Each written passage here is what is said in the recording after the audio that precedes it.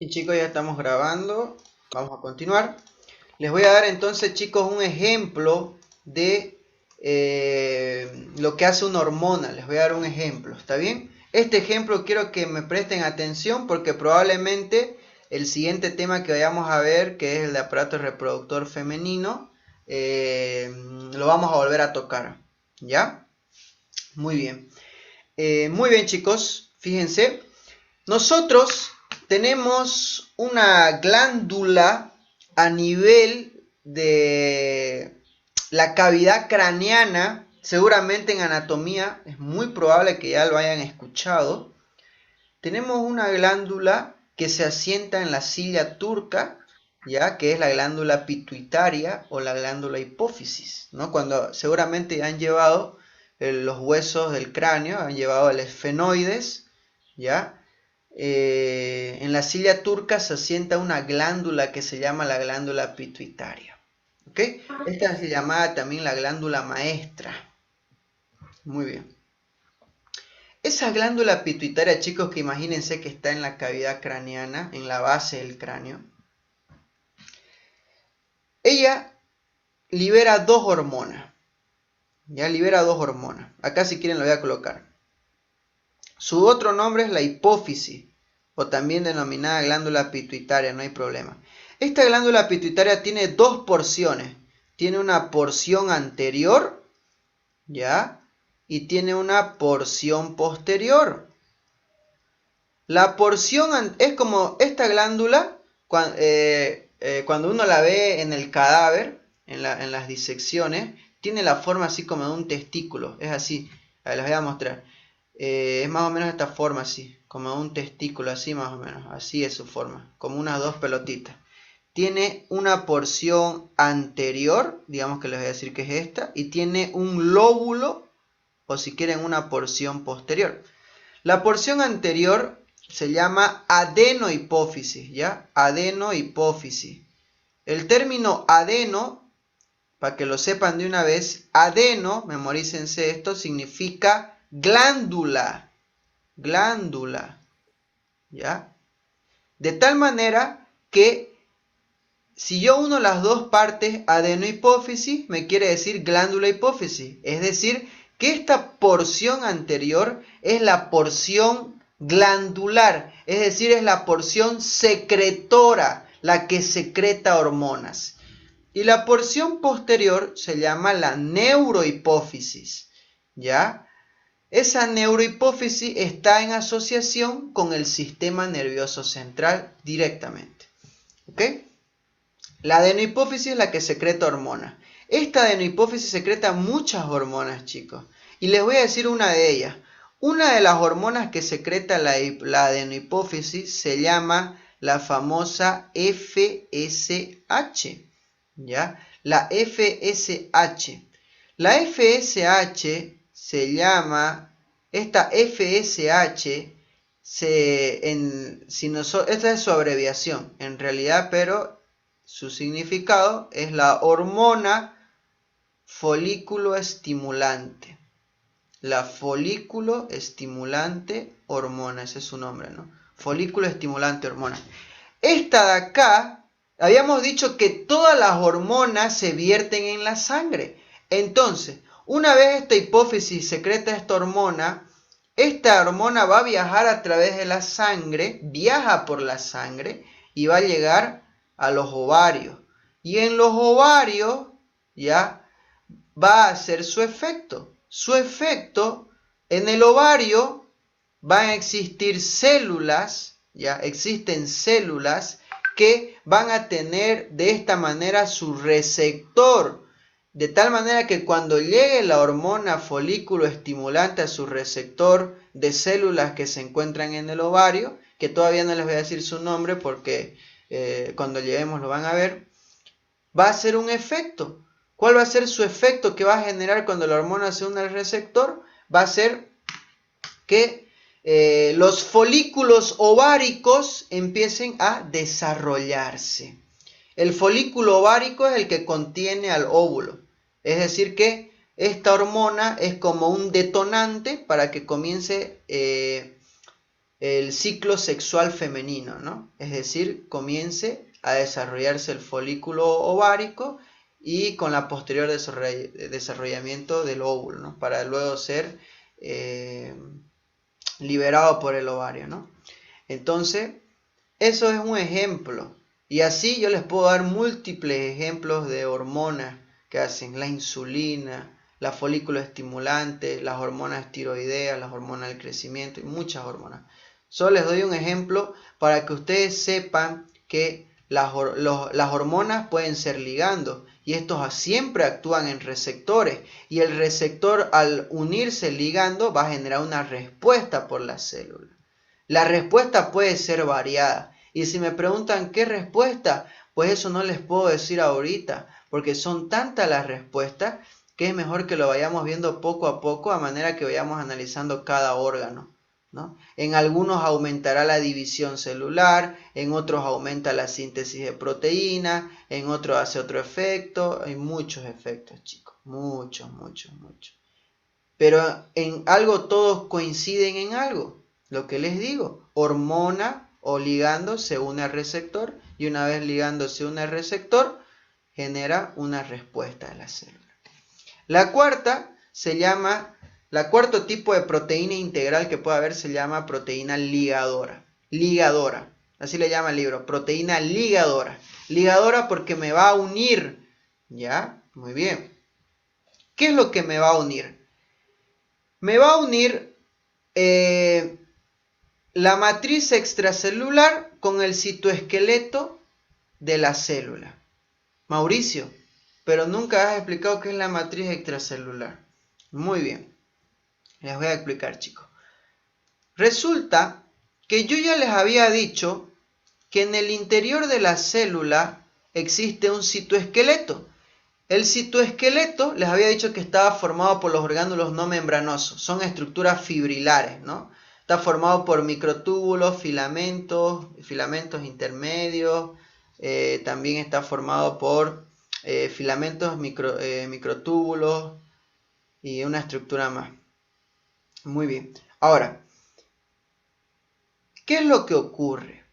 Lo que ocurre es que estas proteínas ligadoras lo que van a hacer es unir este citoesqueleto que está dentro de la célula. Acá de manera esquemática yo les dibujé solamente como un palito, pero es un citoesqueleto grande que está acá, ¿no? Una estructura fibrilar. Entonces une este citoesqueleto con la matriz extracelular. La matriz extracelular es lo que está contenido en el espacio extracelular, ¿ya? Lo une con la matriz extracelular. ¿Está bien? ¿Y para qué será que esta proteína ligadora me une el citoesqueleto con la matriz extracelular? Para que la célula se fije, quede bien asentadita.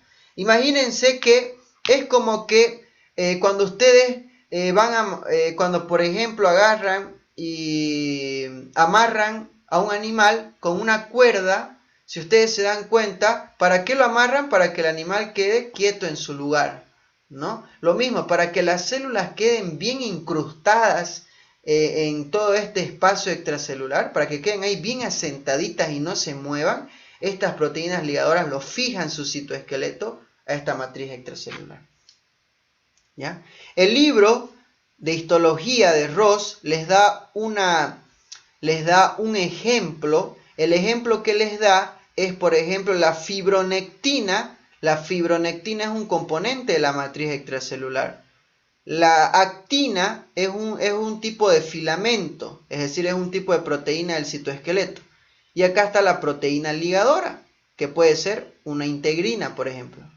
La integrina es la proteína ligadora, esta de color azul. La actina es el citoesqueleto y la fibronectina es el componente de la matriz extracelular.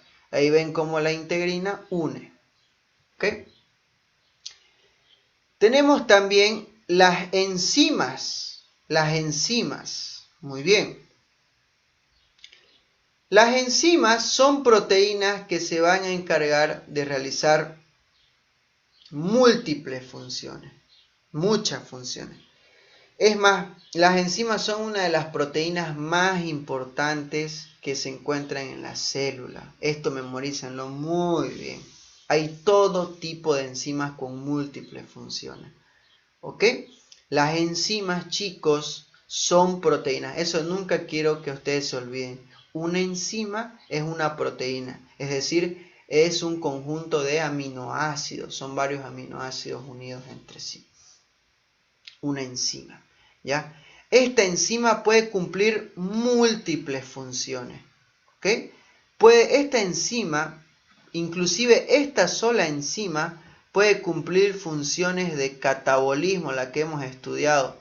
Puede cumplir también funciones de anabolismo y puede inclusive cumplir funciones de metabolismo, cualquiera. O sea, las enzimas están involucradas en muchas cosas.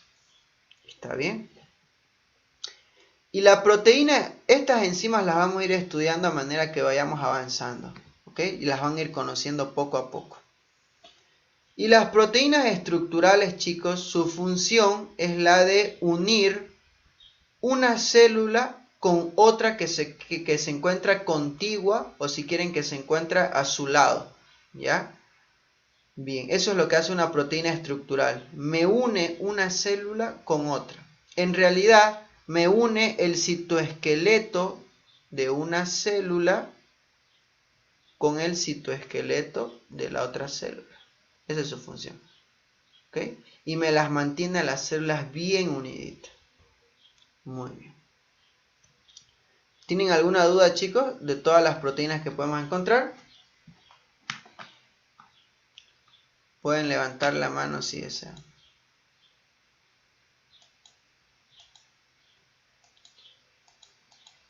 Bueno, ahí está el ejemplo de una proteína canal. Lo que hace, una proteína receptora, se une. Listo. Muy bien. Si tienen alguna duda, me la hacen, chicos, por el chat. No hay ningún problema. Vamos a pasar a un tema. La proteína receptora. ¿Sí? La proteína receptora es una proteína de membrana, es decir, es una proteína que se encuentra en todo el espesor de la membrana celular. Ahora, ¿cuál es la función de la proteína receptora? Acá lo dice, un receptor fija quiere decir que capta, si quieren, capta o fija un ligando y genera una respuesta de la célula. ¿Qué quiere decir? Para entender este concepto tienes que entender que es un ligando. Y les había dicho que un ligando es cualquier sustancia que se encuentra en el espacio extracelular. Esta es la membrana, esto es el espacio extracelular que está por fuera y esto es el intracelular. Cualquier sustancia del espacio extracelular capaz de unirse a un receptor. O sea, cualquier sustancia que exista en el espacio extracelular capaz de unirse a un receptor, ese es un ligando. O sea que lo que va a hacer este receptor va a ser captar ese ligando, lo fija con él. Y una vez el receptor fija el ligando, una vez que este ligando se une al receptor, esta unión de este ligando con el receptor va a activar una respuesta en esta célula. ¿Te das cuenta? En la célula que está captando el ligando. Eso es un receptor. Me dice, la diferencia, ¿cuál es el concepto de una enzima? Una enzima también es una proteína, ¿ya? Lo interesante, lo que quiero que se quede en claro es que las enzimas son proteínas y estas enzimas tienen múltiples funciones. Ahorita no les puedo decir porque son muchas, hay muchísimos tipos de enzimas y lo malo es que cada enzima va a tener una función diferente. ¿Ya? Tampoco les quiero dar el concepto bioquímico de una enzima porque no le van a captar. Su concepto bioquímico es que toda enzima es capaz de aumentar o acelerar una reacción biológica que ocurre en nuestro cuerpo o en nuestro organismo. Aumenta la velocidad de una reacción biológica de nuestro organismo. Pero no lo vamos a tomar con ese término todavía, sino que entiéndase que una enzima es una proteína que va a realizar múltiples funciones. ¿Y de qué depende la función que realice la enzima? ¿De qué enzima estemos hablando? Hay muchas.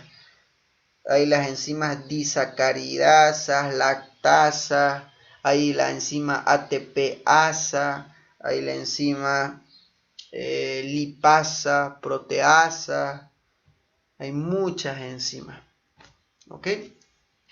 Lo que sí me olvidé decirles, o sea que, ¿qué es lo que quiero que se acuerden de la enzima? Es que es una proteína. Ya es una proteína indispensable de la célula y que cumple múltiples funciones. Y que la función depende de qué enzima hablemos. ¿Ok? Eso lo vamos a ir viendo a lo largo de que vayamos estudiando la materia. Son muchas funciones. Ahora, algo que me olvidé decirles es que ustedes cuando vean en la terminación asa, quiere decir que estamos hablando de una enzima. ¿Ok?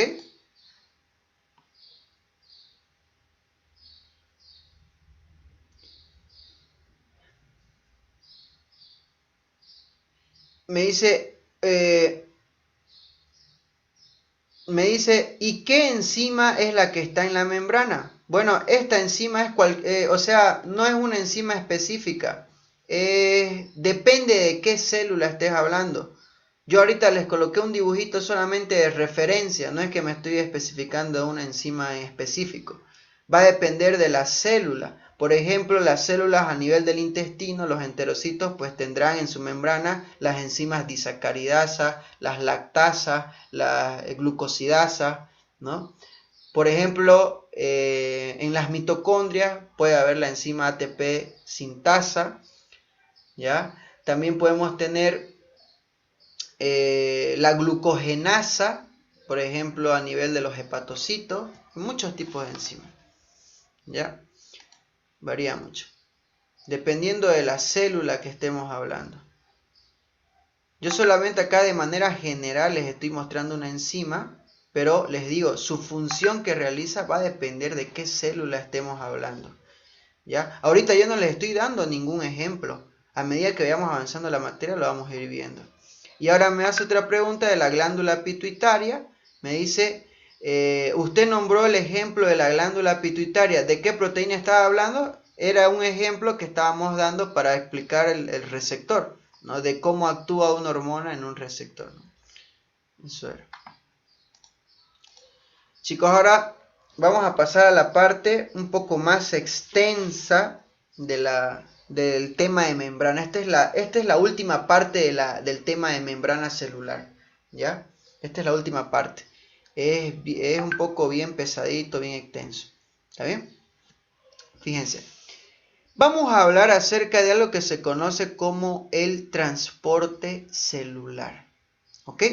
¿Cómo definimos al transporte celular? Lo definimos como, mucho ojo con lo que voy a decir. Transporte celular se lo define como incorporación, o sea, introducir al interior de la célula, o la salida de sustancias o partículas de la célula. ¿Qué es entonces el transporte celular? Es la incorporación o salida de sustancias de la célula. Nada más. También se puede hablar de transporte celular al movimiento de las sustancias dentro de la misma célula. ¿Qué quiere decir? Que las sustancias o partículas que ahorita les voy a mencionar cuáles, o bien puede existir un transporte celular entre el espacio extracelular e intracelular. Ahí estaríamos hablando de incorporación y salida de sustancias de la célula. O puede existir también transporte celular en el interior de la célula. Ahí mismo, en el mismo citoplasma se empiezan a mover sustancias. ¿Ya?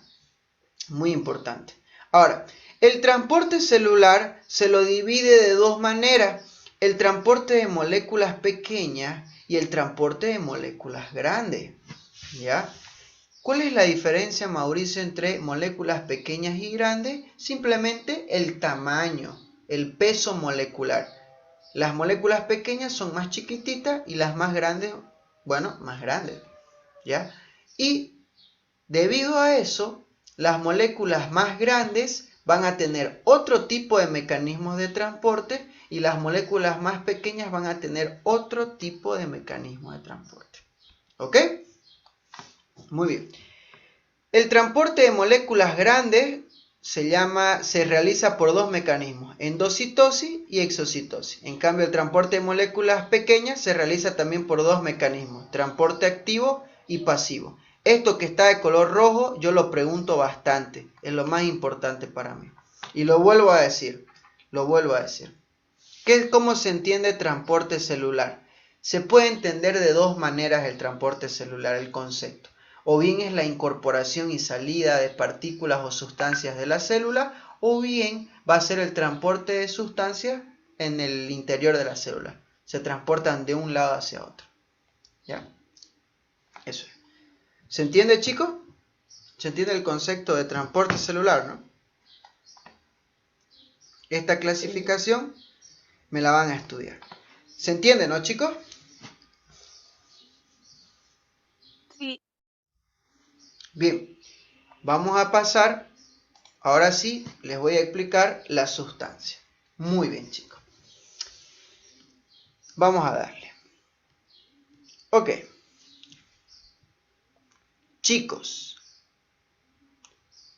en nuestro organismo, nosotros vamos a tener unas sustancias que la vamos a denominar con términos grandes macromoléculas. ¿Ok? Macromoléculas. Y vamos a tener también otros tipos de sustancias que son sustancias simples. Eso es lo que puede existir a grandes rasgos en mi organismo. Las macromoléculas se caracterizan porque son sustancias que tienen alto peso molecular. ¿Qué quiere decir alto peso molecular? Es que son sustancias que son, si quieren acá le coloco con términos sencillos, grandecitas, no hay problema. Grandecitas, bueno, no hay problema. ¿Ya? Existen 4 tipos de macromoléculas que son las que componen cualquier ser vivo. ¿Ya? 4 tipos de macromoléculas. Esos 4 tipos de macromoléculas que siempre vamos a hablar, ustedes ya la conocen, son las proteínas, son los carbohidratos, son los lípidos y por último, disculpar, ya, y son los ácidos nucleicos. ¿Ok? Nucleicos. Muy bien. Esos son los 4 tipos de macromoléculas que hay en mi organismo y por las cuales está formada cualquier ser humano. ¿Ya? 4 macromoléculas importantes que ustedes tienen que saber. Es más, esto ustedes lo van a estudiar en bioquímica, en un apartado grande. Macromoléculas van a estudiarlas. Muy bien. Ahora vamos a ver solo conceptos bien sencillos. Entonces, ¿cuáles son las características de las macromoléculas? Tienen alto peso molecular, son más grandecitas y por lo tanto las macromoléculas son más complejas. ¿Qué quiere decir complejas? No quiere decir que sean difíciles de entender, sino quiere decir de que son más grandecitas. Tienen una estructura más grandecita, ¿no? Por ejemplo, las proteínas están formadas por aminoácidos. Así lo vamos a abreviar aminoácidos. AA, aminoácidos. Los carbohidratos, lo malo de los carbohidratos, chicos, es que se clasifican. Los carbohidratos se clasifican en monosacáridos, se clasifican en disacáridos, se clasifican en polisacáridos, en oligosacáridos, pero no hay problema. Si ustedes no me saben estos nombres, no hay problema porque de todas maneras no se lo van a preguntar en su examen, pero si quieren estudiarlo como dato extra, bienvenido sea. Acá solo les voy a dar el ejemplo, les voy a dar un ejemplo de un monosacárido, ¿ya? Inclusive los monosacáridos se dividen en pentosas, hexosas, triosas. Bueno, eso en bioquímica lo van a ver bien. Pero les quiero dar, chicos, un ejemplo de un monosacárido. Un monosacárido típico, y que yo se los voy a preguntar, es la glucosa. La glucosa es un monosacárido. ¿Está bien? La glucosa. Otro tipo de monosacárido, o sea, otro tipo de carbohidrato de tipo monosacárido es la lactosa. La lactosa es el azúcar de la leche. Es otro tipo, la lactosa ya es un disacárido. Es un disacárido, pero eso sí, disacárido. Bueno, la galactosa. El monosacárido tenemos la glucosa. Y en un polisacárido, por ejemplo, tenemos almidón o podemos tener glucógeno. ¿Ok? Ahora, el polisacárido va a estar formado por varios monosacáridos. ¿Ok? Les voy a dar un ejemplo. Les voy a dar el ejemplo del glucógeno. El glucógeno, que quiero que lo estudien bien porque es un elemento importante en nuestro cuerpo, es un polisacárido. Al ser un polisacárido, está formado por varios, ¿qué? Varios monosacáridos. ¿Y cuáles son los monosacáridos que me forman el glucógeno? La glucosa. Perdón, la glucosa. Muchas glucosas unidas me forman un glucógeno. ¿Ok? Muchas glucosas me forman un glucógeno. Ahí está. Ahí les estoy dando un ejemplo de un monosacárido y de un polisacárido. Cuando varios monosacáridos se unen, forman el glucógeno. ¿Ok? El monosacárido es como si fuera la unidad más simple de carbohidrato. Es la estructura de carbohidrato más simple, más pequeña. El polisacárido vendría a ser la más compleja, la más grande, ¿no? El carbohidrato un poquito más complejo, ¿no? El polisacárido. ¿Ok? Bien, entonces, proteína formada por aminoácidos, carbohidratos, podemos tener monosacáridos, disacáridos, polisacáridos. Los monosacáridos, ejemplo, la glucosa. Y un polisacárido es la unión de varios monosacáridos, ejemplo, glucógeno, que está formado por varias glucosas. Después tenemos los lípidos y los ácidos nucleicos. Los ácidos nucleicos son dos principalmente, el ARN y el ADN. ¿Ya? El ARN y el ADN. Lo vamos a estudiar, no se preocupen, con calma. ¿Ya? Solamente quiero que se vayan familiarizando con todo esto. ¿Okay? Y los lípidos pueden ser triglicéridos, colesterol, fosfolípidos. Bueno, muy bien. Eso en cuestión a las moléculas que pueden existir en mi organismo. O bien yo puedo tener macromoléculas, es decir, moléculas de alto peso molecular, grandecitas, complejas. Las 4 macromoléculas más importantes en mi cuerpo son proteínas, carbohidratos, lípidos, ácidos nucleicos. O puedo tener sustancias simples. Sustancias simples, les había dicho, que son aquellas son aquellas sustancias pequeñas que por más de que sufran una reacción química, ya no van a poder originar otra sustancia más pequeña que ella. Eso quiere decir una sustancia simple. Ejemplo de sustancias simples, por ejemplo, los iones. Iones como el sodio, el potasio, el cloro, el calcio.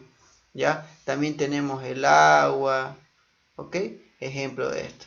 Entonces, sustancia simple quiere decir que toda sustancia que por más que sufra una reacción química,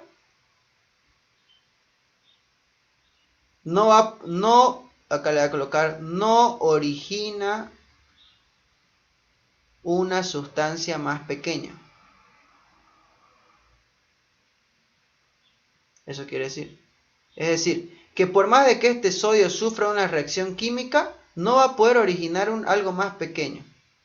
¿Ya? No origina, es decir, no va a originar algo más pequeño. ¿Ya? Muy bien. Acá, por ejemplo, también dentro de sustancias simples podemos contemplar también los gases. Los gases de nuestro cuerpo que hay, como ser el oxígeno, el dióxido de carbono.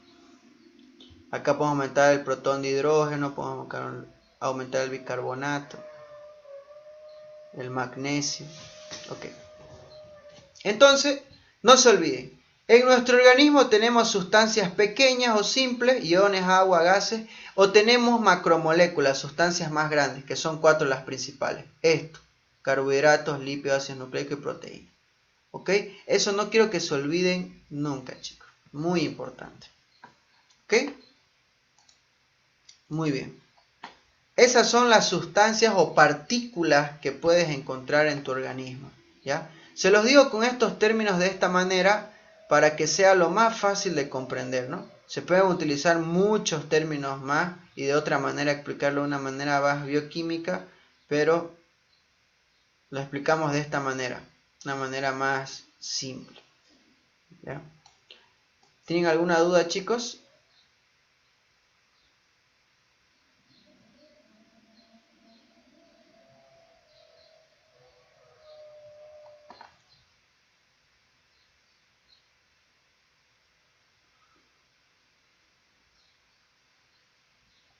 ¿Tienen alguna duda, chicos?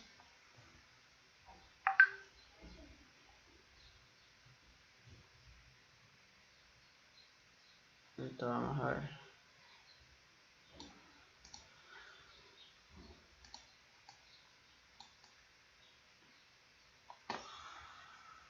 Bien, chicos, hay que continuar. Hay que borrar todo esto. Muy bien, chicos. Vamos a continuar. Ya. Ahora sí podemos continuar con esto.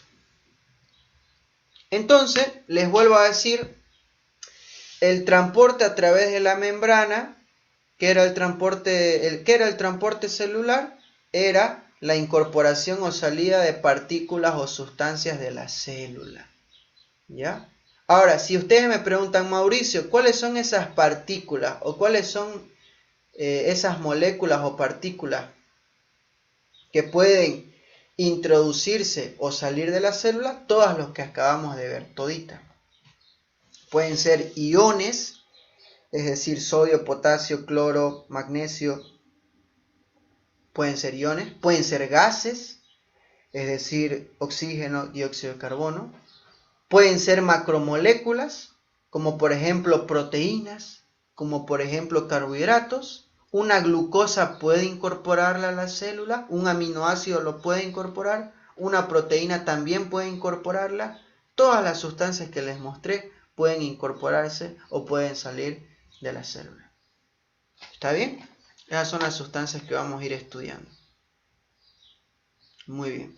Y si ustedes se recuerdan, existen dos tipos de transporte. Existe el transporte de moléculas grandes y el transporte de moléculas pequeñas. ¿Ya? Muy bien. Entiéndase por moléculas pequeñas a las sustancias simples que yo les he dicho, iones, agua, los gases. Y también en las sustancias, en las moléculas pequeñas, vamos a incorporar los aminoácidos, que son las sustancias que me forman la proteína, ¿no? Los aminoácidos. En moléculas pequeñas también me van a incorporar los aminoácidos y la glucosa. Esos 5 lo vamos a manejar así. Glucosa, aminoácidos, iones, agua y gases, como ser el oxígeno y el dióxido de carbono, todos esos lo vamos a catalogar como moléculas pequeñas. Y las proteínas, principalmente, y otras macromoléculas más grandes, como por ejemplo polisacáridos como el glucógeno, o estructuras de esa magnitud, lo vamos a clasificar como macromoléculas, como moléculas grandes, ¿no? Eso para hacer referencia a esto, ¿no? Dentro de los transportes de moléculas pequeñas lo vamos a catalogar iones, agua, gases, glucosa, aminoácidos.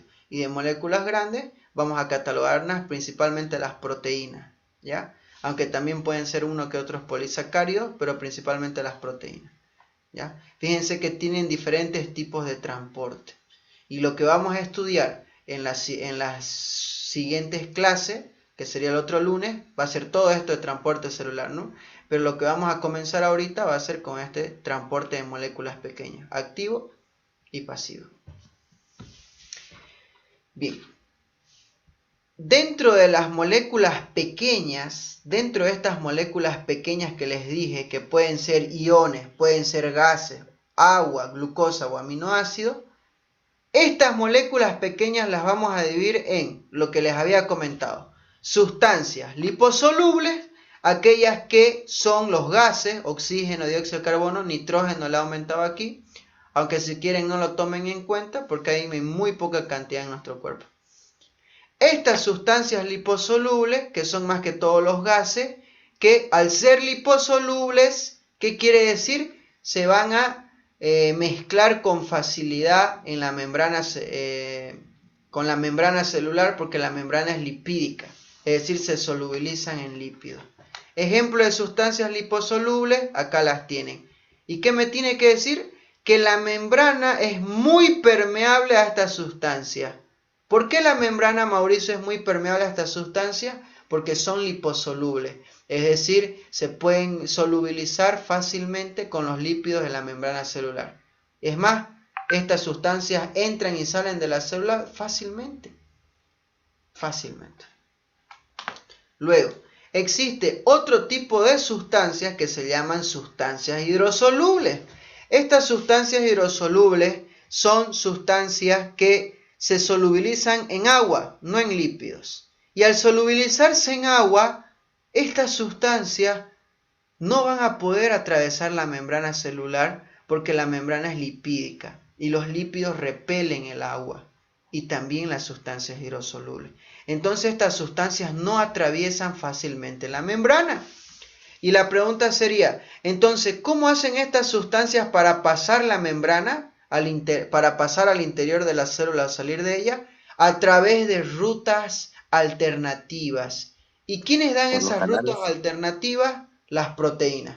Ya pueden ser canales, proteínas transportadoras, ya lo vamos a ir viendo. ¿Ya? Dentro de las sustancias hidrosolubles tenemos, por ejemplo, el agua, los electrolitos o iones, ¿no? Sodio, potasio, calcio, cloruro, para mencionar los más importantes. Y algunas macromoléculas, como ser glucosa, aminoácidos, ¿no? Estos que les había dicho que los cataloguemos dentro de este grupo. ¿Ok? Bien.